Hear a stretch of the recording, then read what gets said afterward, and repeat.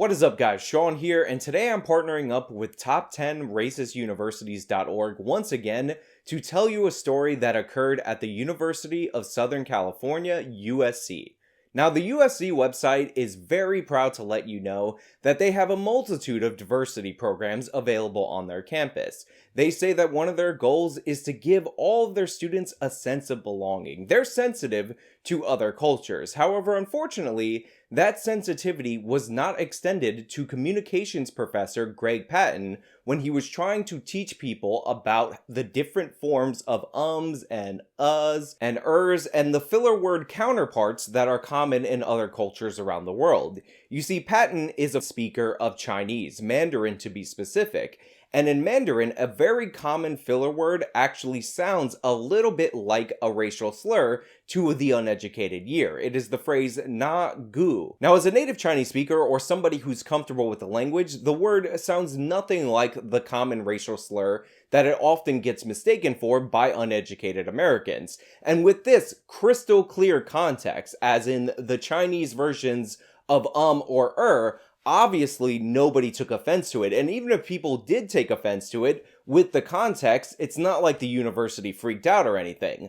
Nope, of course, it wouldn't be in our series if the university didn't side with the crazy students who took offense to this despite the context. A number of African American students were so outraged by this non-event that they actually took the time to write a letter to the dean to claim that the professor was racially insensitive and therefore unfit to teach a class at USC. Quote, "The way we heard it in the class was indicative of a much more hurtful word with tremendous implications for the Black community. There are over 10,000 characters in the Chinese written language, and to use this phrase, a clear synonym with the derogatory N-word term, is hurtful and unacceptable to our USC Marshall community. The negligence and disregard displayed by our professor was very clear in today's class." And the letter was signed by the Black MBA candidates class of 2022. Now, at this point, if you're the dean of a university and you receive a letter from any students that is this ignorant, you have two options. The first is to sit these students down and explain to them exactly how ignorant every single word in this letter actually is. What does the number of characters in the Chinese language have to do with anything when he was using the equivalent of ums or ers for that cultural context? Also, the idea that something sounds like something else and you should be crying about it is infantilizing to yourselves. You need to get over that and move on.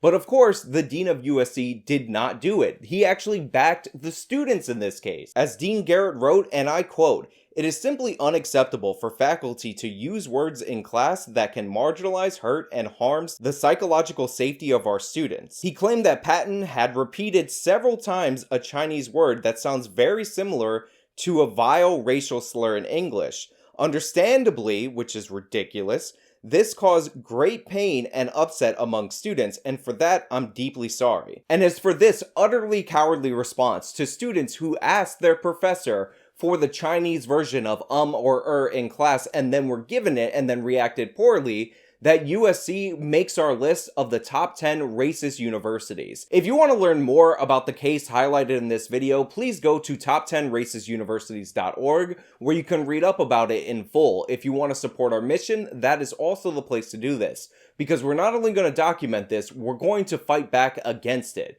This has been Sean Fitzgerald for the David Horowitz Freedom Center. Till next time.